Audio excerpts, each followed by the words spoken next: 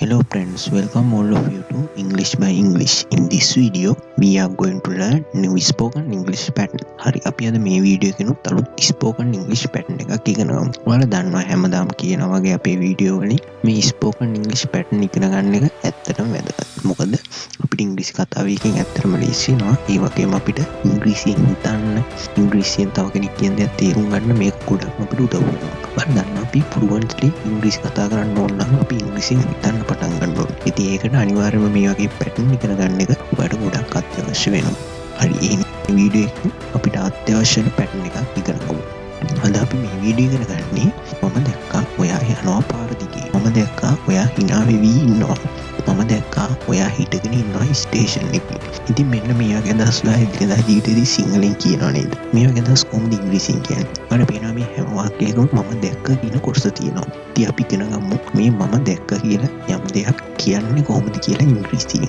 හරි අපි වීඩියෝ එකට ගිහින් බලමු කොහොමද මේ වගේ අදහසක් හරියටම ඉංග්‍රීසියෙන් කියන්නේ කියලා. ඒ වගේම මතක් කරනවා ඔයා තාමත් English by English YouTube channel එකට අලුත් කෙනෙක් නම් දැන්ම subscribe කරලා channel එකත් එක්ක එකතු වෙන්න. මොකද ඒකෙන් පුළුවන් ඔයාලට ඔයාගේ ඉංග්‍රීසි භාෂාව හැකියාව වර්ධනය කරගන්න ලොකු උදව්වක් ලබා ගන්න.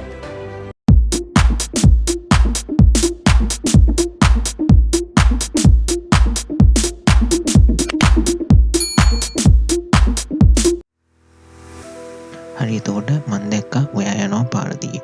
මම දැක්කා ඔයා hina වෙවි ඉන්නවා. මම දැක්කා ඔයා හිටගෙන ඉන්නවා ස්ටේෂන් එකේ.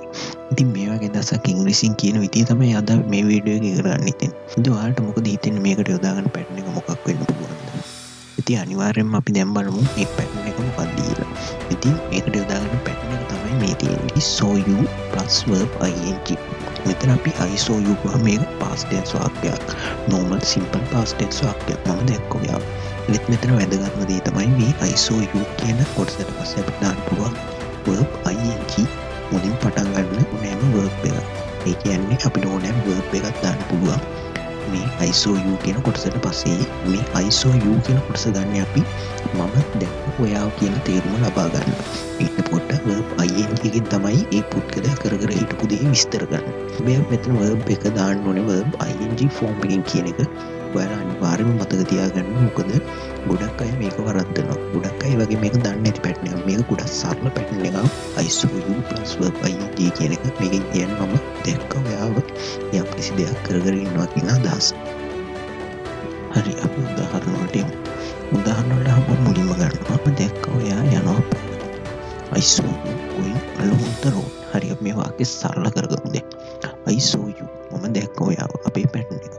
going verb ing එක go කියන පදේ එහෙම නැත්නම් go කියන ක්‍රියාවේ ing form along the road පාර දිගේ එක වාක්‍යයේ ඉතුරු කොටස අපේ පැටර්න් එකට අදාළ වෙන්නේ I saw you going මම දැක්ක ඔයා යනවා along the road කියන වෙනම කොටසක් ඒක phrase එකක් පාර දිගේ කියන ගන්නවා along the road I saw you going along the road I saw you වල වස්වල වෙනවා මෙතනම ing කියලා තියෙනවා ඉතින් හරිම සරල වාක්‍ය රටාවක් කියලාට දැන් මේක පැහැදිලි වෙන්නේ. හරි අපි තවත් උදාහරණයක් බලමු. මම දැක්ක ඔයා hina වෙවි ඉන්නවා. I saw you laughing. I saw you laughing. I saw you කියන කොටස දැම්මා. ඊට පස්සේ laugh කියන ක්‍රියාපදයේ ing form එක දැම්මා laughing කියලා. I saw you laughing. මම දැක්ක ඔයා hina වෙවි ඉන්නවා. ඔය එදිනෙදා ජීවිතේදී මොනතරම් මේ වගේ දේවල් කියනවා නේද? මම දැක්ක ඔයා කියලා දාලා. ඉතින් මේ පැටර්න් එක වලට යොදා පුළුවන් මේ අවස්ථාවදී අනිවාර්යෙන් මේක සරල පැටර්න් එකක් ගොඩක්ම සරලයි. I saw you කියන කොටසට පස්සේ verb ing එක විතරයි යොදන්න තියෙන්නේ. I saw you laughing. මම දැක්ක ඔයා hina වෙවි ඉන්නවා. මම දැක්ක ඔයා එයා එක කතා කර ඉන්නවා. I saw you talking with her. මම දැක්ක ඔයා එයා එක කතා කර ඉන්නවා. I saw you talking with her. I saw you මම දැක්ක ඔයා කතා කර ඉන්නවා එයා එක මෙතන I saw you වලට පස්සේ වෙනවා මම verb ing එක යොදාගෙන තියෙනවා talking කියලා. ඉතින් මේක වගේ ඒක හරිම සරල වාක්‍ය රටාවක්. මම මෙතන මතක තියාගන්න මේ I saw you කියන කොටසට පස්සේ verb ing එක යෙදෙනවා කියලා. මොනම verb එක form එක ing වලින් දෙන්නේ කියලා මේ I saw you කියන කොටසෙන් පස්සේ. එතකොට මම දැක්ක ඔයා කතා කර ඉන්නවා I saw you talking with her. හරි අපි තවත් උදාහරණ කීපයක් බලමු. I saw you standing at station. ඔයා හිටගෙන ඉන්නවා ස්ටේෂන් එකේ. I saw you standing at the station. මම දැක්කා ඔයා හිටගෙන ඉන්නවා ස්ටේෂන් එකේ. ඉතින් මෙතන standing කියන්නේ හිටගෙන ඉන්නවා. මෙතන බලන්න වෙනවා I saw you කියන කොටස පස්සේ standing කියන verb එක මම ෆෝන් එකේ යොදලා තියෙනවා.